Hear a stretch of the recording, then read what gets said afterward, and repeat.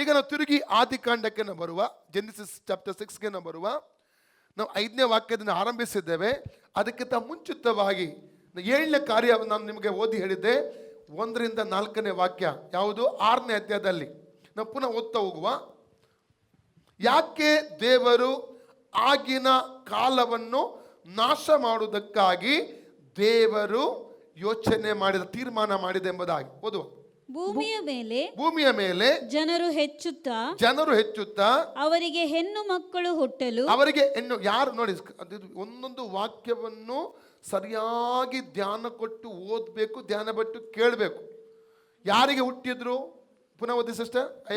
ಭೂಮಿಯ ಮೇಲೆ ಜನರು ಹೆಚ್ಚುತ್ತಾ, ಜನರು ಈಗ ಹೆಚ್ಚುತ್ತಾ ಇದ್ದಾರೆ, ಜನರು ಭೂಮಿಯಲ್ಲಿ ಹೆಚ್ಚುತ್ತಾ ಇದ್ದಾರೆ.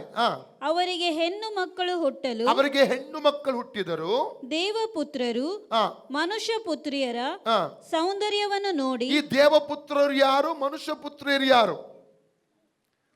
ದೇವಪುತ್ರರು ಮನುಷ್ಯ ಪುತ್ರಿಯರ ಸೌಂದರ್ಯ ನೋಡಿ ತಮಗೆ ಇಷ್ಟರಾದವರನ್ನು ಹೆಂಡರನ್ನಾಗಿ ಮಾಡಿಕೊಂಡರು. ನೋಡಿ, ಆದಿಕಾಂಡ 1ನೇ ಅಧ್ಯಾಯ 26, 27, 28 ವಾಕ್ಯ ಓದಿದ್ರೆ, ದೇವರು ಆದಾಮ ಅವ್ವರನ್ನು ಮೊದಲದಾಗಿ ಉಂಟು ಮಾಡಿ 26ನೇ ವಾಕ್ಯ ದೇವರು ತೀರ್ಮಾನ ತಗೊಳ್ತಾರೆ, ತನ್ನ ಸ್ವರೂಪದಲ್ಲಿ ಮನುಷ್ಯನು ಉಂಟು ಮಾಡಬೇಕು.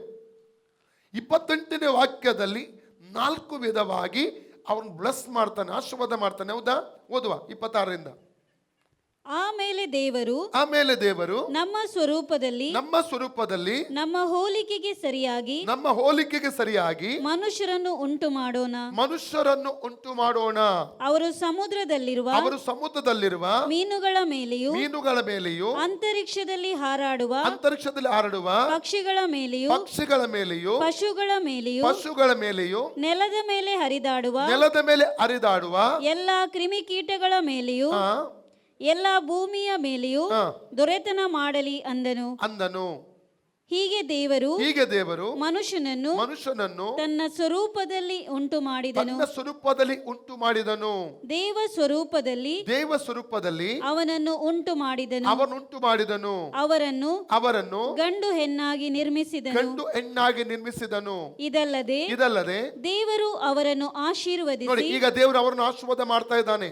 ಅವರನ್ನು ಆಶೀರ್ವದಿಸಿ, ನೀವು ಬಹು ಸಂತಾನ ಉಳ್ಳವರಾಗಿ. ಮೊದಲ ಬ್ಲೆಸ್ಸಿಂಗ್ ಏನು? ಬಹು ಸಂತಾನ ಉಳ್ಳವರಾಗಿರಬೇಕು. ಯಾರನ್ನು ಇದು ಆಶೀರ್ವಾದ ಮಾಡಿದ್ದು? ಮನುಷ್ಯನನ್ನು ಆಶೀರ್ವದಿಸುವುದು. ಯಾರನ್ನು? ಆದಮ ಅವ್ವರನ್ನು ದೇವರು ಆಶೀರ್ವಾದ ಮಾಡ್ತಾ ಇದ್ದಾನೆ. ನೀವು ಬಹು ಸಂತಾನ ಉಳ್ಳವರಾಗಿ ಹೆಚ್ಚಿರಿ. ಈಗ ಇಲ್ಲಿಗೆ ಬನ್ನಿ. ಎಲ್ಲಿ ಬರ್ಬೇಕೀಗ? ಆದಿಕಾಂಡ 6ನೇ ಅಧ್ಯಾಯಕ್ಕೆ. ಮನುಷ್ಯ ಪುತ್ರಿಯರಿಗೆ ಈಗ ಜನರು ಭೂಲೋಕದಲ್ಲಿ ಹೆಚ್ಚುತ್ತಾ ಇದ್ದಾರೆ. ಮನುಷ್ಯ ಪುತ್ರಿಯರಿಗೆ ಹುಟ್ಟುತ್ತಾ, ಹೆಣ್ಣು ಮಕ್ಕಳು ಹುಟ್ಟುತ್ತಾ ಇದ್ದಾರೆ. ಮನುಷ್ಯರಿಗೆ ಯಾರು ಹುಟ್ಟುತ್ತಾ ಇದ್ದಾರೆ? ಹೆಣ್ಣು ಮಕ್ಕಳು ಹುಟ್ಟುತ್ತಾ ಇದ್ದಾರೆ. ಅವರ ಸೌಂದರ್ಯವನ್ನು ಯಾರು ನೋಡ್ತಾ ಇದ್ದಾರೆ? ದೇವಪುತ್ರರು ನೋಡ್ತಾ ಇದ್ದಾರೆ. ನೋಡಿ, ಇಲ್ಲಿ ಗಮನವಿಟ್ಟು ಕೇಳಿ. ಸುಮ್ಮನೆ ದೇವರು ಆಗಿನ ಲೋಕವನ್ನು ನಾಶ ಮಾಡಲಿಕ್ಕೆ ತೀರ್ಮಾನ ಮಾಡಲಿಲ್ಲ. ಇದಕ್ಕೆ ಒಂದು ಬಲವಾದ ಕಾರಣ ಇದೆ. ಈ ದೇವಪುತ್ರರು ಯಾರಾಗಿದ್ದಾರೆ ಗೊತ್ತುಂಟಾ? ದೇವದೂತರು. ದೇವಪುತ್ರರು ಯಾರಾಗಿದ್ದಾನೆ ಪ್ರೂವ್ ಮಾಡಿ ತೋರಿಸ್ತೇನೆ ನಾನು ವಾಕ್ಯದ ಆಧಾರದಲ್ಲಿ. ಓಕೆ, ಒಂದು ವಾಕ್ಯ ಓದುವ. ಯೂದನ ಪತ್ರಿಕೆ 6 ಮತ್ತು 7 ವಾಕ್ಯ ಮೊದಲು ಓದಿಕೊಳ್ಳೋಣ. Book of Jude 6 and 7 verses. ತಮ್ಮ ದೊರೆತನವನ್ನು ಕಾಪಾಡದೆ ತಮಗೆ ತಕ್ಕ ವಾಸಸ್ಥಾನವನ್ನು ಬಿಟ್ಟ ತಮ್ಮ ದೊರೆತನವನ್ನು ಕಾಪಾಡದೆ ತಮಗೆ ತಕ್ಕ ವಾಸಸ್ಥಾನವನ್ನು ಬಿಟ್ಟ ದೇವದೂತರಿಗೆ. ಯಾರಿಗೆ? ದೇವದೂತರಿಗೆ ದೇವರು ನಿತ್ಯವಾದ ಬೇಡಿಗಳನ್ನು ಹಾಕಿ ಮಹಾದಿನದಲ್ಲಿ ಆಗುವ ದಂಡನೆಯ ತೀರ್ಪಿಗೋಸ್ಕರ ಅವರನ್ನು ಕತ್ತಲೆಯೊಳಗೆ ಇಟ್ಟಿದ್ದಾನೆ. ಸೊದೋಮ್ ಗೊಮೋರ ಪಟ್ಟಣಗಳವರು, ಅವುಗಳ ಸುತ್ತಮುತ್ತಣ ಪಟ್ಟಣದವರು ಆ ದೂತರಂತೆ ನಡೆದುಕೊಂಡು ತಮ್ಮನ್ನು ಜಾರತ್ವಕ್ಕೆ ಒಪ್ಪಿಸಿಕೊಟ್ಟು ಸ್ವಭಾವ ವಿರೋಧವಾದ ಭೋಗವನ್ನು ಅನುಸರಿಸಿದ್ದರಿಂದ ಎಂತ ಸ್ವಭಾವ ವಿರೋಧವಾದಂತ ಭೋಗ. ದೇವರಿಗೆ ಮನುಷ್ಯರು ತಮ್ಮನ್ನು ಮದುವೆ ಮಾಡಿಕೊಂಡು ಅವರು ಹೆಚ್ಚಬೇಕು. ಇದು ದೇವರ ನೇಮಕ, ದೇವರ ಉದ್ದೇಶ, ದೇವರ ಆಶೀರ್ವಾದ ಇದರಲ್ಲಿತ್ತು. ಮನುಷ್ಯ ಏನ್ ಮಾಡ್ಕೊಳ್ತಾ ಇಲ್ಲಿ ನೋಡಿ, ಯಾಕಂದ್ರೆ ಆದಿಕಾಂಡ 3:15 ಪ್ರವಾದನೆ ಈ ಭೂಲೋಕದಲ್ಲಿ ಯಾವುದೇ ಕಾರಣಕ್ಕೂ ನೆರವೇರುವುದೆಂಬುದಾಗಿ ಸೈತಾನ ಹೋರಾಟ ಮಾಡ್ತಾ ಇದ್ದ. ಅದು ಏನಾಗಿತ್ತದು? ಸ್ತ್ರೀ ಸಂತಾನವು ನಿನ್ನ ತಲೆಯನ್ನು ಜಜ್ಜುತ್ತದೆ, ನೀನು ಅದರ ಹಿಮ್ಮಡಿಯನ್ನು ಕಚ್ಚುತ್ತಿ. ಸ್ತ್ರೀ ಸಂತಾನ ಯಾರು? ಯೇಸು ಕ್ರಿಸ್ತನು. ಯೇಸು ಸ್ತ್ರೀ ಸಂತಾನವಾಗಿ ಈ ಭೂಮಿಯಲ್ಲಿ ಬರಬೇಕಾಗಿತ್ತು. ಅವನು ಬಂದ್ರೆ ಸೈತಾನದಲ್ಲಿ ಜಜ್ಜಲ್ಪಡುತ್ತದೆ, ಅವನಿಗೆ ಸೋಲು. ಇದು ಸ್ಪಷ್ಟವಾಗಿ ಅವನಿಗೆ ಗೊತ್ತಿತ್ತು. ಅದಕ್ಕಾಗಿ ದೇವರ ಉದ್ದೇಶವನ್ನು ಪ್ರತಿ ಸಲ ಕೆಡಿಸ್ಲಿಕ್ಕೆ ನೋಡ್ತಾ ಇದ್ದ ಅವನು. ಇಲ್ಲೇನ್ ಮಾಡಿದ? ಮನುಷ್ಯ ಮತ್ತು ದೂತರನ್ನು ಮಿಕ್ಸ್ ಮಾಡಿದ. ಇಲ್ಲಿ ಅವನು ಉಪಯೋಗಿಸಿದ ಆಯುಧ ಕಾಮ, ಮೋಹ, ಭೋಗ, ಇಚ್ಛೆ ಎಂಬ ಆಯುಧವನ್ನು ಇಲ್ಲಿ ಉಪಯೋಗ ಮಾಡಿದ. ಅರ್ಥ ಆಗ್ತಾ ಇದೆಯಾ? ಈ ಆಯುಧದಲ್ಲಿ ಉಪಯೋಗ ಮಾಡಿದ ದೇವರ ಉದ್ದೇಶ ಕೆಡಿಸುವುದಕ್ಕಾಗಿ. ಸ್ತ್ರೀ ಸಂತಾನವಾಗಿ ಅದೇ ಕಲುಷಿತ ಮಾಡ್ತಾ ಇದ್ದಾನೆ. ಇಲ್ಲಿ ಮನುಷ್ಯರು ಇದನ್ನು ಏನ್ ಮಾಡ್ತಾ ಇದ್ದಾನೆ? ಇಲ್ಲಿ ಕಲುಷಿತ ಮಾಡುವಂಥದ್ದನ್ನು ನೋಡ್ತಾ ಇದ್ದೇವೆ. ಸ್ತ್ರೀ ಸಂತಾನ ಬರಲೇಬಾರದು, ಕಲುಷಿತ ಮಾಡ್ತಾ, ಅಲ್ಲಿಂದಲೇ ಪ್ಲಾನ್ ಆಗ್ತಾ ಇರುವುದು ನೋಡ್ತೇವೆ ನಾವು. 2 ಪೀಟರ್ 2:4 ಕೂಡ ಓದಿ. 2 ಪೇತ್ರ 2:4. 2 ಪೀಟರ್ 2:4, 2 ಪೇತ್ರ 2:4. ಹೇಗೆಂದರೆ ದೇವದೂತರು ಪಾಪ ಮಾಡಿದಾಗ ದೇವರು ಅವರನ್ನು ಸುಮ್ಮನೆ ಬಿಡದೆ ನರಕಕ್ಕೆ ದೊಬ್ಬಿ ನ್ಯಾಯ ತೀರ್ಪನ್ನು ಹೊಂದುವುದಕ್ಕೆ ಇಡಲ್ಪಟ್ಟವರಾಗಿರಬೇಕೆಂದು ಕತ್ತಲೆ ಗುಂಡಿಗಳಿಗೆ ಒಪ್ಪಿಸಿದನು. ಅವರು ಪಾಪ ಮಾಡಿದ್ರು. ಅವರು ಎಲ್ಲಿ ಪಾಪ ಮಾಡಿದ್ರು? ಈ ದೂತರು ಸೈತಾನನೊಂದಿಗೆ ಲೂಸಿಫರ್ನು ಪಾಪ ಮಾಡಿದಾಗ ಅವನೊಟ್ಟಿಗೆ ನಿಂತ ಮೂರರಲ್ಲಿ ಒಂದು ಗುಂಪಲ್ಲ. ಇವರು ಪಾಪ ಮಾಡಿದವರು. ಯಾವ ಪಾಪ ಮಾಡಿದ್ರು? ಸ್ವಭಾವಕ್ಕೆ ವಿರುದ್ಧವಾದ ಪಾಪ. ಹಾಗೆ ನೀವು ಕೇಳಬಹುದು, ದೇವದೂತರಿಗೆ ಮಾನುಷಿಕ ಶರೀರ ಪಡ್ಕೊಳ್ಳೋದಕ್ಕೆ ಸಾಧ್ಯ ಇದೆಯಾ? ಯಾಕಂದ್ರೆ ಮತ್ತಾಯ 22:30 ಓದುವಾಗ ಓದಿ. ಅಲ್ಲಿ 23-33 ವಾಕ್ಯ ಆಕ್ಚುಲಿ ಅದು ಓದೋದು ಬೇಡ, ಖಾಲಿ 30ನೇ ವಾಕ್ಯ ಮಾತ್ರ ಓದಿ. ಮತ್ತಾಯ 23-33 ಆಕ್ಚುಲಿ ಅದು ಸ್ಟೋರಿ ನಾವು ತಿಳ್ಕೊಬೇಕಾದ್ರೆ ಅದು 30ನೇ ವಾಕ್ಯ ಮಾತ್ರ ಓದು, ನಮಗೆ ಬೇಕಾದದ್ದು. ಪುನರುತ್ಥಾನವಾದ ಮೇಲೆ ಮದುವೆ ಮಾಡಿಕೊಳ್ಳುವುದು ಇಲ್ಲ, ಮಾಡಿಕೊಡುವುದು ಇಲ್ಲ, ಪರಲೋಕದಲ್ಲಿರುವ ದೇವದೂತರಂತೆ ಇರುತ್ತಾರೆ. ಹಾಗ ದೇವದೂತರು ಮದುವೆ ತಕೊಳ್ಳಲ್ಲ ಅಂತ ಇಲ್ಲಿ ಗೊತ್ತಾಗ್ತದೆ ನಮಗೆ ಅಲ್ಲ. ಆದ್ರೆ ದೇವದೂತರಿಗೆ ಮನುಷ್ಯನ ಶರೀರ ಪಡ್ಕೊಳ್ಬಹುದು. ಹಿಬ್ರಿ 13:1 ವಾಕ್ಯ ಓದಿ ಮೊದಲು. ಹಿಬ್ರು 13:1.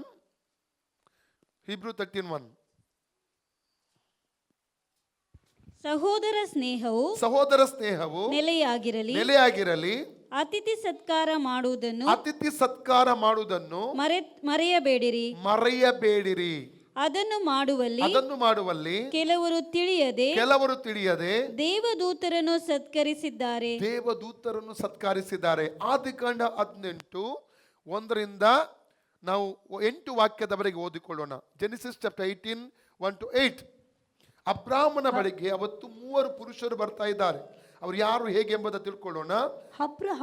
ಅಬ್ರಹಾಮನು ಮಧ್ಯಾಹ್ನದಲ್ಲಿ ಮಮ್ರೆ ತೋಪಿನ ತನ್ನ ಗುಡಾರದ ಬಾಗಿಲಲ್ಲಿ ಕೂತಿರುವಾಗ ಯೆಹೋವನು ಅವನಿಗೆ ದರ್ಶನ ಕೊಟ್ಟನು. ಹೇಗೆಂದರೆ, ಯಾರು ದರ್ಶನ ಕೊಟ್ಟನು? ಯೆಹೋವನು, ದೇವರು ದರ್ಶನ ಕೊಡ್ತಾ ಇದ್ದಾರೆ. ಅಬ್ರಹಾಮನು ಕಣ್ಣೆತ್ತಿ ನೋಡಲು ಅವನ ಎದುರಿನಲ್ಲಿ ಯಾರೋ 3 ಮಂದಿ ಪುರುಷರು ನಿಂತಿದ್ದರು. 3 ಮಂದಿ ಯಾರು ನಿಂತಿದ್ದ? ಪುರುಷರು ನಿಂತಿರುವುದು ನೋಡ್ತಾ ಇದ್ದಾನೆ. ದರ್ಶನ ಯಾರು ಕೊಟ್ಟದ್ದು? ಯೆಹೋವನು. ಯಾರು ನಿಂತಿದ್ದಾರೆ ಈಗ? 3 ಮಂದಿ ಪುರುಷರು ನಿಂತಿದ್ದಾರೆ. ಮುಂದೆ ಓದಿ. ಕೂಡಲೇ ಅವನನ್ನು ಎದುರುಗೊಳ್ಳುವುದಕ್ಕೆ ಅವನು ಗುಡಾರದ ಬಾಗಿಲಿನಿಂದ ಓಡಿ ಹೋಗಿ ಬಗ್ಗಿ ನಮಸ್ಕರಿಸಿ, ಸ್ವಾಮಿ ದಯವಿರಲಿ, ದಾಸನ ಬಳಿಗೆ ದಯಮಾಡದೆ ಮುಂದೆ ಹೋಗಬೇಡಿರಿ. ನೀವು ದಾಸನಿರುವ ಸ್ಥಳದ ಹತ್ತಿರ ಹಾದು ಹೋಗುತ್ತೀರಲ್ಲ, ನೀರು ತರಿಸಿಕೊಡುತ್ತೇನೆ. ನಿಮ್ಮ ಕಾಲುಗಳನ್ನು ತೊಳೆದುಕೊಂಡು ಮರದ ನೆರಳಿನಲ್ಲಿ ವಿಶ್ರಮಿಸಿಕೊಳ್ಳಿರಿ. ಸ್ವಲ್ಪ ಆಹಾರ ತರುತ್ತೇನೆ. ಊಟವಾದ ಮೇಲೆ ನೀವು ಮುಂದಕ್ಕೆ ಪ್ರಯಾಣ ಬೆಳೆಸಬಹುದು ಅನ್ನಲು ಅವರು, ನೀನು ಹೇಳಿದಂತೆ ಮಾಡಬಹುದು ಅಂದನು. ಆಗ ಅಬ್ರಾಮನು ಗುಡಾರದಲ್ಲಿದ್ದ ಸಾರಳ ಬಳಿಗೆ ಓಡಿ ಹೋಗಿ ಆಕೆಗೆ ಹಸನಾದ 3 ಸೇರು ಹಿಟ್ಟನ್ನು ನಾದಿ ಬೇಗ ರೊಟ್ಟಿಗಳನ್ನು ಮಾಡು ಎಂದು ಹೇಳಿದನು. ಆಮೇಲೆ ಅವರು ದನಗಳ ಬಳಿಗೆ ಓಡಿ ಹೋಗಿ ಕೊಬ್ಬಿದ ಎಳೆ ಕರುವನ್ನು ತೆಗೆದು ಆಳಿನ ಕೈಗೆ ಕೊಟ್ಟರು. ಆಳು ಬೇಗ ಅಡಿಗೆ ಮಾಡಿದನು. ತರುವಾಯ ಅಬ್ರಹಾಮನು ಹಾಲು ಮೊಸರನ್ನು ಅಟ್ಟ ಮಾಂಸವನ್ನು ತೆಗೆದುಕೊಂಡು ಬಂದು ಆ ಮನುಷ್ಯರಿಗೆ ಬಡಿಸಿದನು. ಅವರು ಮರದ ಕೆಳಗೆ ಊಟ ಮಾಡುವವರೆಗೂ ಅವನ ಹತ್ತಿರ ನಿಂತುಕೊಂಡು ಉಪಚಾರ ಮಾಡಿದನು. ನೋಡಿ, ಇಲ್ಲಿ ಒಂದೊಂದಾಗಿ 3 ಪುರುಷರು ಬಂದಿದ್ದಾರೆ. ಇವನ ಆತಿಥ್ಯವನ್ನು ಸ್ವೀಕಾರ ಮಾಡ್ತಾರೆ. ಇವನು ಕೊಟ್ಟದ್ದನ್ನು ಬಡಿಸಿದ್ದನ್ನು ಅವ್ರು ಊಟ ಮಾಡ್ತಾ ಇದ್ದಾರೆ. ಹೌದಾ? ಓಕೆ, 19ನೇ ಅಧ್ಯಾಯ 1-4 ವಾಕ್ಯಕ್ಕೆ ಬರುವ. ಆದಿಕಾಂಡ 19:1-4. ಆ ದೂತರಿಬ್ಬರು ಸಾಯಂಕಾಲದಲ್ಲಿ, ಈಗ ನೋಡಿ, 18:22 ಓದಿ, ಮೊದಲು ಓದಿ. 18:22 ಜೆನಿಸಿಸ್ ಮೊದಲು ಓದಿ. ಆ ಮನುಷ್ಯರು ಅಲ್ಲಿಂದ ಸೊದೋಮಿನ ಕಡೆಗೆ ಹೋದರು. ಯಾರು ಆ ಮನುಷ್ಯರು? ಯಾರು ಈ ಮನುಷ್ಯರು? ದೂತರು. ಯಾರಾಗಿದ್ದಾರೆ? ದೂತರು. ಮುಂದೆ ಓದಿ. ಆದರೆ ಅಬ್ರಹಾಮನು ಯೆಹೋವನ ಎದುರಾಗಿ ಇನ್ನೂ ನಿಂತನು. ಓಕೆ, 19:1-4. ಆ ದೂತರಿಬ್ಬರು ಸಾಯಂಕಾಲದಲ್ಲಿ, ಇಲ್ಲಿ ಏನ್ ಅಲ್ಲಿ 18-22 ಮನುಷ್ಯರು ಅಂತ ಹೇಳಲ್ಪಟ್ಟಿದೆ. 19:1-4 1ನೇ ವಾಕ್ಯದ ಏನು ಹೇಳಲ್ಪಟ್ಟಿದೆ? ದೂತರು ಇಬ್ಬರು. ಅಲ್ಲಿ ಏನ್ ಹೇಳಲ್ಪಟ್ಟಿದೆ? ದೂತರು. ಅವ್ರು ಯಾರಾಗಿದ್ದಾರೆ? ದೂತರು. ಮುಂದೆ ಓದಿ. ದೂತರಿಬ್ಬರು ಸೋದೋಮಿಗೆ ಬಂದಾಗ ಲೋಟನು ಸೋದೋಮಿನ ಊರ ಬಾಗಿಲಲ್ಲಿ ಕೂತುಕೊಂಡಿದ್ದನು. ಅವನು ಅವರನ್ನು ಕಂಡಾಗ ಎದ್ದು ಎದುರುಗಡ್ಡು ಬಗ್ಗಿ ನಮಸ್ಕರಿಸಿ, ಸ್ವಾಮಿಗಳೇ, ನಿಮ್ಮ ದಾಸನ ಮನೆಗೆ ಬಂದು ಇಳುಕೊಂಡು ಕಾಲುಗಳನ್ನು ತೊಳಕೊಳ್ಳಿರಿ. ಬೆಳಿಗ್ಗೆ ನಿಮ್ಮ ಮಾರ್ಗ ಹಿಡುಕೊಂಡು ಹೋಗಬಹುದು ಅಂದರು. ಅವರು ಆಗಲ್ಲ, ಬೀದಿಯಲ್ಲೇ ರಾತ್ರಿ ಕಳೆಯುತ್ತೇವೆ ಅನ್ನಲು ಅವರು ಅವರನ್ನು ಬಹಳ ಬಲವಂತ ಮಾಡಿದ್ದರಿಂದ ಅವರು ಅವರ ಬಳಿಗೆ ಇಳುಕೊಳ್ಳುವುದಕ್ಕೆ ಒಪ್ಪಿದರು. ಓಕೆ, 5-11 ಓದಿ. 5-11 ವಾಕ್ಯ ಇದು ತುಂಬಾ ಗಮನವಿಟ್ಟು ಓದ್ಬೇಕು. ಲೋಟನಿಗೆ ಈ ರಾತ್ರಿ ನಿನ್ನ ಬಳಿಗೆ ಬಂದ ಪುರುಷರು ಎಲ್ಲಿ? ಯಾರು ಕೇಳ್ತಾ ಇದ್ದಾರೆ? ಸೊದೋಮ್ ಗೊಮೋರದ ಜನರು ಬಂದು ಅಲ್ಲಿ ನಿವಾಸಿಗಳು ಬಂದು ಲೋಟನ ಬಳಿ ಕೇಳ್ತಾ ಇದ್ದಾರೆ, ನಿನ್ನ ಬಳಿಗೆ ಬಂದ 2 ಪುರುಷರಿದ್ದಾರಲ್ಲ, ಅವರೆಲ್ಲಿದ್ದಾರೆ? ಅವರನ್ನು ಹೊರಗೆ ತೆಗೆದುಕೊಂಡು ಬಾ, ಅವರೊಡನೆ ನಮಗೆ ಸಂಗಮವಾಗಬೇಕೆಂದು. ಇವರು ಯಾರಾಗಿದ್ದಾರೆ? ದೇವದೂತರು.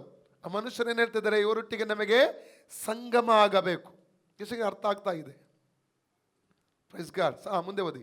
ಲೋಟನು ಅವರ ಬಳಿಗೆ ಹೊರಗೆ ಬಂದು ತನ್ನ ಹಿಂದೆ ಕದ ಹಾಕಿ, ಅಣ್ಣಂದಿರೇ, ಈ ಪತಾಕವನ್ನು ಮಾಡಬೇಡಿರಿ. ಕೇಳಿರಿ, ನನಗೆ ಪುರುಷನರಿಯದ 2 ಹೆಣ್ಣು ಮಕ್ಕಳು ಇದ್ದಾರೆ. ಅವರನ್ನಾದರೂ ನಿನಗೆ ತಂದು ಒಪ್ಪಿಸೇನು, ಮನಸ್ಸು ಬಂದಂತೆ ಮಾಡಬಹುದು. ಆದರೆ ಆ ಮನುಷ್ಯರು ನನ್ನ ಆಶ್ರಯಕ್ಕೆ ಬಂದವರು, ಅವರಿಗೆ ಏನು ಮಾಡಕೂಡದು ಎಂದು ಹೇಳಲು ಅವರು ದಾರಿ ಬಿಡು ಎಂದು ಹೇಳಿ, ಇವನು ಯಾರೋ ಒಬ್ಬ ಪರದೇಶಿಯಾಗಿ ಬಂದು ಈಗ ನ್ಯಾಯ ಹೇಳುವವನಾಗಬೇಕು. ಆ ಮನುಷ್ಯರಿಗೆ ಕೇಡು ಮಾಡುವುದಕ್ಕಿಂತ ಹೆಚ್ಚಾಗಿ ನಿನಗೆ ಕೇಡು ಮಾಡುತ್ತೇವೆ ಎಂದು ಹೇಳಿ ಲೋಟನ ಮೇಲೆ ಬಿದ್ದು ಬಹಳವಾಗಿ ಇಸುಕಿ ಕದವನ್ನು ಹೊಡೆದು ಬಿಡಬೇಕೆಂದಿದ್ದರು. ಆದರೆ ಒಳಗಿದ್ದ ಆ ಪುರುಷರು ಕೈ ಚಾಚಿ ಲೋಟನನ್ನು ತಮ್ಮ ಬಳಿಗೆ ಮನೆಯೊಳಗೆ ಸೇರಿಸಿ ಕದ ಮುಚ್ಚಿದರು.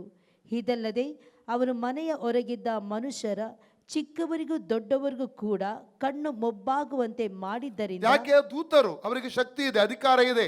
ಕಣ್ಣು ಮೊಬ್ಬಾಗುವಂತೆ ಮಾಡಿದ್ದರಿಂದ ಇವರು ಬಾಗಿಲು ಯಾವುದೆಂದು ತಿಳಿಯದೆ ಬೇಸರಗೊಂಡರು. ಸ್ಪಷ್ಟವಾಗಿ ನೋಡ್ತೇವೆ. ಸಂಗಮ ಮಾಡುವಂತ ಇದನ್ನು ಉದ್ದೇಶವನ್ನು ಜನರಲ್ಲಿ ಇಟ್ಟುಕೊಂಡಿರುವಂತದನ್ನು ಕೂಡ ಅಲ್ಲಿ ನೋಡ್ತೇವೆ. ಹಾಗಾದ್ರೆ ಆದಿಕಾಂಡ 6ನೇ ಅಧ್ಯಾಯ 1-4 ವಾಕ್ಯದಲ್ಲಿ ಹೇಳಲ್ಪಟ್ಟಂತ ದೇವಪುತ್ರರು ಬೇರೆ ಯಾರು ಅಲ್ಲ, ದೇವದೂತರು. ಇಲ್ಲಿ ಸೈತಾನನು ದೇವರ ಉದ್ದೇಶವನ್ನು ಕೆಡಿಸುವಂಥದ್ದನ್ನು ಕಾಣ್ತಾ ಇದ್ದೇವೆ. ದೇವಪುತ್ರರು ಮನುಷ್ಯ ಪುತ್ರಿಯರು ಸೇರಿ ಏನಾಗ್ತಾ ಇದ್ದಾರೆ, ಇಲ್ಲಿ ಮದುವೆ ಮಾಡಿಕೊಂಡು ಅಲ್ಲಿ ಮಕ್ಕಳು ಮಾಡಿಕೊಂಡು, ಇದು ದೇವರ ಉದ್ದೇಶ ಅಲ್ಲ. ಆದಿಕಾಂಡ 1:28 ದೇವರು ಮನುಷ್ಯನಿಗೆ ಹೇಳಿದ್ದು, ಆದಮವರೆಗೆ ನೀವು ಹೆಚ್ಚಬೇಕು, ನೀವು ಬೆಳೆಯಬೇಕು, ಅಭಿವೃದ್ಧಿ ಆಗಬೇಕು, ಲೋಕವೆಲ್ಲ ತುಂಬಿಕೊಳ್ಬೇಕು. ಆದರೆ ಇಲ್ಲಿ ಏನಾಗ್ತಾ ಇದೆ, ದೇವದೂತರು ಮನುಷ್ಯ ಪುತ್ರರು ಸೇರಿ ಮಕ್ಕಳಾಗ್ತಾ ಇದೆ. ಇದು ದೇವರ ಉದ್ದೇಶ ಅಲ್ಲ. ಇದು ಇದರ ಉದ್ದೇಶವನ್ನು ಸೈತಾನಲ್ಲಿ ಕೆಡಿಸುವಂಥದ್ದನ್ನು ಇಲ್ಲಿ ನಾವು ಕಾಣ್ತಾ ಇದ್ದೇವೆ ಪ್ರಿಯರೇ. ಎಷ್ಟಿಗೆ ಅರ್ಥ ಆಗ್ತಾ ಇದೆಯಾ? ಅದಕ್ಕಾಗಿಯೇ ದೇವರು ಆಗಿನ ಲೋಕವನ್ನು ನಾಶ ಮಾಡುವುದಕ್ಕಾಗಿ ತೀರ್ಮಾನ ತಗೊಂಡ. ದೇವರು ಹುಡುಕ್ತಾ ಇದ್ದ, ಒಬ್ಬ ನೀತಿವಂತ ಸಿಕ್ಕಿದ. ಯಾರು? ಅವನ ಮೂಲಕ ಈ ಮನುಷ್ಯ ಜಾತಿ ಬೆಳೆಸಬೇಕಲ್ಲ, ಅವನೇ ನೋಹನ್ನಾಗಿದ್ದಾನೆ. ಹಲ್ಲೆಲೂಯಾ. ಪುನಃ ಓದಿಕೊಳ್ಳೋಣ. ಆದಿಕಾಂಡ 6:1-4 ಓದಿ. Genesis chapter 6:1-4. ಭೂಮಿಯ ಮೇಲೆ ಜನರು ಹೆಚ್ಚುತ್ತಾ ಅವರಿಗೆ ಹೆಣ್ಣು ಮಕ್ಕಳು ಹುಟ್ಟಲು ದೇವಪುತ್ರರು ಮನುಷ್ಯ ಪುತ್ರಿಯರ ಸೌಂದರ್ಯವನ್ನು ನೋಡಿ ತಮಗೆ ಇಷ್ಟರಾದವರನ್ನು ಹೆಂಡರನ್ನಾಗಿ ಮಾಡಿಕೊಂಡರು.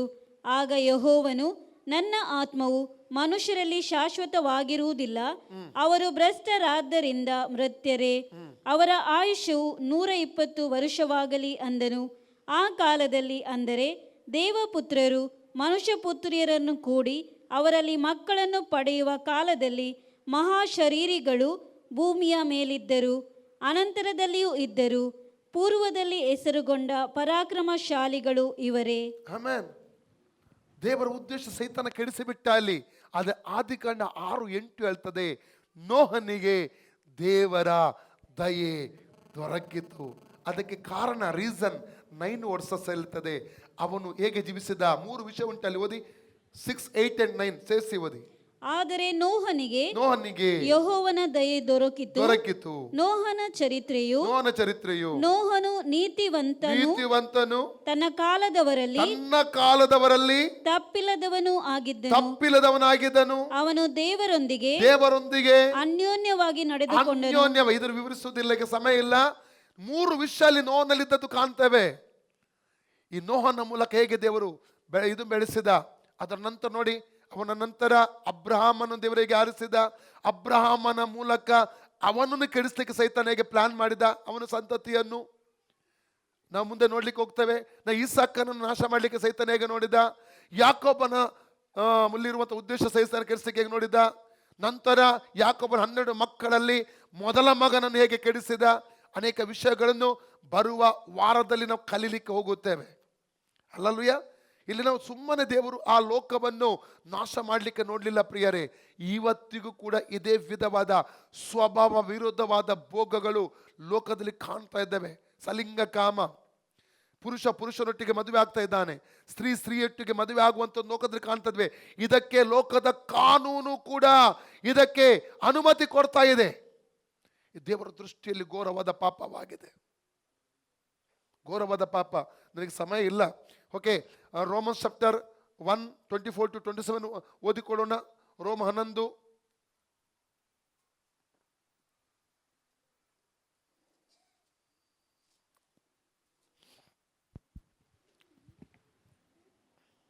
ರೋಮ 1ನೇ ಅಧ್ಯಾಯ 24-27.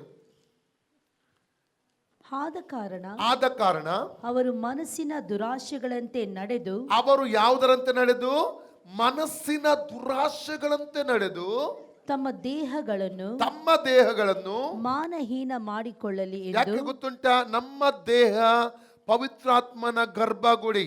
1 Corinthians 3:16-17, 1 Corinthians 6:19-20, 2 Corinthians 6:16, 1 Corinthians 6:19-20, 1 Corinthians 3:16-17, 2 Corinthians 6:16. ಈ 3 ವಾಕ್ಯ ಹೇಳ್ತಾರೆ, ನಮ್ಮ ಶರೀರ ಏನಾಗಿದೆ? ದೇವರ ಗರ್ಭಗುಡಿ. ದೇವರು ಕಟ್ಟಡದಲ್ಲಿ ವಾಸ ಮಾಡಲ್ಲ. ಮುಂಚೆ ನಮಗೆ ಗೊತ್ತಿಲ್ಲದರಿಂದ ಕಟ್ಟಡದ ಮುಂದೆ ಹೋಗಿ ಹೀಗೆ ಮಾಡ್ತಿದ್ದೀವಿ, ಹೀಗೆ ಮಾಡ್ತಾ ಇದ್ದೇವೆ ನಾವು. ನಮಗೆ ಗೊತ್ತಿಲ್ಲ, ನಮ್ಮ ಭಾವನೆ ಆಗಿತ್ತು ಅಲ್ಲಿ ದೇವರಿದ್ದಾನೆ ಅಂತ. ಈಗ ವಾಕ್ಯ ತಿಳಿದ ಮೇಲೆ ಗೊತ್ತು, ಯೇಸು ಇಲ್ಲಿ ವಾಸ ಮಾಡ್ತಾನೆ.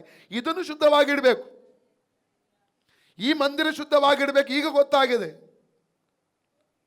ಆಗ ಆ ಕಟ್ಟಡಕ್ಕೆ ಕಟ್ಟಡಕ್ಕೆ ಪ್ರಾಮುಖ್ಯತೆ ಕೊಡ್ತಿದ್ದೆವು. ಯಾಕಂದ್ರೆ ಆ ಪುಸ್ತಕತೆ 17:24 ಏನು ಹೇಳ್ತದೆ? Acts 17:24, ಮನುಷ್ಯನು ಕಟ್ಟಿದ ಗುಡಿಗಳಲ್ಲಿ ದೇವರು ವಾಸ ಮಾಡುವುದಿಲ್ಲ. ದೇವರು ಇಲ್ಲಿ ವಾಸ ಮಾಡ್ತಾನೆ. ಎಲ್ಲಿ? 1 Corinthians 3:16 ಓದಿ. 1 Corinthians 3:16. 1 Corinthians 3. ನೀವು ದೇವರ ಆಲಯವಾಗಿದ್ದೀರೆಂದು ದೇವರ ಆತ್ಮನು ನಿಮ್ಮಲ್ಲಿ ವಾಸ ಮಾಡುತ್ತಾನೆಂದು ನಿಮಗೆ ಗೊತ್ತಿಲ್ಲವೋ? ದೇವರು ನಮ್ಮಲ್ಲಿ ವಾಸ ಮಾಡ್ತಾನೆ. 6:19. 6:19. 1 Corinthians. ದೇವರಿಂದ ದೊರಕಿ ನಿಮ್ಮೊಳಗೆ ನೆಲೆಗೊಂಡಿರುವ ಪವಿತ್ರಾತ್ಮನಿಗೆ ನಿಮ್ಮ ದೇಹವು ಗರ್ಭಗುಡಿಯಾಗಿದೆಂಬುದು ನಿಮಗೆ ತಿಳಿಯದೋ? ನೀವು ನಿಮ್ಮ ಸ್ವಂತ ಸೊತ್ತಲ್ಲ, ನೀವು ಕ್ರಯಕ್ಕೆ ದೇವರು ವಾಸ ಮಾಡುವಂತ ಆಲಯ ನಾವು, ನಮ್ಮ ಶರೀರ. ಆದ್ರೆ ಇಲ್ಲಿ ನಾವು ನೋಡ್ತೇವೆ ನೋಡಿ, ಓದಿ ರೋಮ 1:24 ಕಂಟಿನ್ಯೂ ಮಾಡಿ, ಆರಂಭದಿಂದಲೇ ಓದಿ. ಆದ ಕಾರಣ ಅವರು ಮನಸ್ಸಿನ ದುರಾಶೆಗಳಂತೆ ನಡೆದು ತಮ್ಮ ದೇಹಗಳನ್ನು ಮಾನಹೀನ ಮಾಡಿಕೊಳ್ಳಲಿ. ಯಾಕೆ? ಶರೀರವನ್ನು ಭ್ರಷ್ಟ ಮಾಡುವಂಥದ್ದು, ಶರೀರವನ್ನು ಕೆಡಿಸುವಂಥದ್ದು, ಶರೀರವನ್ನು ಅಶುದ್ಧ ಮಾಡುವಂಥದ್ದು, ಮಾನಹೀನ ಮಾಡಿಕೊಳ್ಳಲಿ ಎಂದು. ಯಾಕೆ? ಮನಸ್ಸಿನ ದುರಾಶೆಗಳ ಪ್ರಕಾರ ನಡೆದು. ಮುಂದೆ ಓದಿ. ದೇವರು ಅವರನ್ನು ಒಲಸಾದ ನಡತೆಗೆ ನಡೆಸಿದನು, ಒಪ್ಪಿಸಿದ ದೇವರು ಬಿಟ್ಟು ಬಿಟ್ಟ. ಕಾರಣ ಇವರು ಮಾನಸಾಂತರ ಪಡ್ತಾ ಇಲ್ಲ, ಎಷ್ಟು ವಾಕ್ಯ ಕೇಳಿದ್ವಿ, ಬದಲಾವಣೆ ಇಲ್ಲ, ತಮ್ಮದೇ ಆದಂತ ಮಾರ್ಗದಲ್ಲಿ ಹೋಗ್ತಾ ಇದ್ರು. ಬಿಟ್ಟು ಬಿಟ್ಟ ದೇವರು, ಒಪ್ಪಿಸಿ ಬಿಟ್ಟ ಹೊಲಸಾದ ನಡತೆಗೆ. ಓಕೆ, ಮುಂದೆ ಓದಿ. ಅವರು ಸತ್ಯ ದೇವರನ್ನು ಬಿಟ್ಟು ಅಸತ್ಯವಾದುದನ್ನು ಹಿಡಿದುಕೊಂಡು ಸೃಷ್ಟಿಕರ್ತನನ್ನು ಪೂಜಿಸದೆ ಸೃಷ್ಟಿ ವಸ್ತುಗಳನ್ನೇ ಪೂಜಿಸಿ ಸೇವಿಸುವರಾದರು. ಸೃಷ್ಟಿಕರ್ತನೊಬ್ಬನೇ ನಿರಂತರ ಸ್ತುತಿ ಹೊಂದತಕ್ಕವನು. ಆಮೆನ್. ಓಕೆ, ಮುಂದೆ ಓದಿ. ಅವರು ಇಂಥದನ್ನು ಮಾಡಿದ್ದರಿಂದ ದೇವರು ಅವರನ್ನು ಕೇವಲ ತುಚ್ಛವಾದ ಕಾಮಾಭಿಲಾಷೆಗೆ ಒಪ್ಪಿಸಿದನು. ಹೇಗೆಂದರೆ ಅವರ ಹೆಂಗಸರು ಸ್ವಾಭಾವಿಕವಾದ ಭೋಗವನ್ನು ಬಿಟ್ಟು. ಎಂತ ಭೋಗ ಬಿಟ್ಟು? ಸ್ವಾಭಾವಿಕವಾದ ಬೋಧ. ಪತಿ ಪತ್ನಿ ಸ್ವಾಭಾವಿಕವಾದ ಭೋಗವಾಗಿದೆ. ಅವ್ರು ಏನ್ ಮಾಡ್ತಾ ಇದ್ದಾರೆ? ಸ್ವಾಭಾವಿಕವಾದ ಭೋಗಕ್ಕೆ ವಿರುದ್ಧವಾಗಿ ಹೋಗ್ತಾ ಇದ್ದಾರೆ. ದೂತರು ಮತ್ತು ಮನುಷ್ಯ ಪುತ್ರಿಯರು ಅಲ್ಲಿ ಒಂದಾದರು. ಎಲ್ಲಿ? ಆದಿಕಾಂಡ 6ನೇ 1ನೇ ವಾಕ್ಯದಿಂದ ಓದ್ತೇವೆ ನಾವು. ಇಲ್ಲಿ ಪುರುಷರು ಸ್ತ್ರೀಯರು ಒಂದಾಗ್ತಾ ಇದ್ದಾರೆ. ಓದಿ. ಸ್ವಾಭಾವಿಕವಾದ ಭೋಗವನ್ನು ಬಿಟ್ಟು ಸ್ವಭಾವಕ್ಕೆ ವಿರುದ್ಧವಾದ ಭೋಗವನ್ನು ಅನುಸರಿಸಿದರು. ಅವರು ಯಾವುದಕ್ಕೆ? ಸ್ವಭಾವಕ್ಕೆ ವಿರುದ್ಧವಾದ ಭೋಗವನ್ನು ಅನುಸರಿಸಿದರು. ಅದರಂತೆ ಗಂಡಸರು ಸಹ ಸ್ವಾಭಾವಿಕವಾದ ಸ್ತ್ರೀ ಭೋಗವನ್ನು ಬಿಟ್ಟು ಒಬ್ಬರ ಮೇಲೊಬ್ಬರು ತಮ್ಮ ಕಾಮಾತುರದಿಂದ ತಾಪಪಡುತ್ತಾ ಗಂಡಸರ ಸಂಗಡ ಗಂಡಸರು ಕೇವಲ ಅವಲಕ್ಷಣವಾದದ್ದನ್ನು ನಡೆಸಿ ತಮ್ಮ ಭ್ರಾಂತಿಗೆ ತಕ್ಕ ಫಲವನ್ನು ತಮ್ಮಲ್ಲಿ ಹೊಂದುವರಾದರು. ಇವತ್ತಿನ ಲೋಕದ ಕಾನೂನು ಸಲಿಂಗ ಕಾಮಿಗಳಿಗೆ, ಅಂದ್ರೆ ಈ ಏನ್ ಹೇಳ್ತಾರೆ, ಪುರುಷರೊಟ್ಟಿಗೆ ಮದುವೆ ಆಗುದು, ಸ್ತ್ರೀಯರಿಗೆ ಮದುವೆ, ಇದಕ್ಕೆ ಅನುಮತಿ ಕೊಡ್ತದೆ. ಹೌದಾ? ಇವತ್ತಿನ ಕಾನೂನನ್ನು ನೋಡ್ತಾ ಇದ್ದೇವೆ.